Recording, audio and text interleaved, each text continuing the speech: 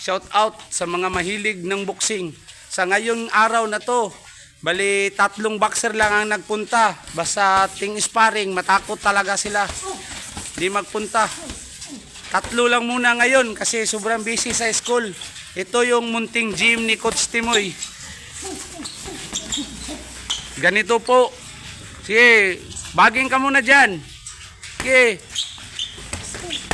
Sige, ano. Bigyan mo ng kurma yung katawan mo. Ito yung mga munting gym ni Coach Timoy.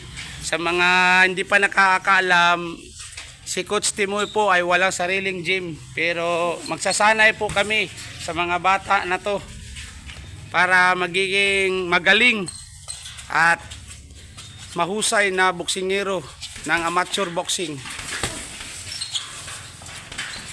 Sa ngayon, 3 lang muna. Bukas, ipakita ko sa iyo yung video na baka marami na kasi hindi naman ting sparring. Magpunta lang kasi yun dito yung iba pag hindi sparring time. Ngayon kasi ng araw na to, sparring time namin eh.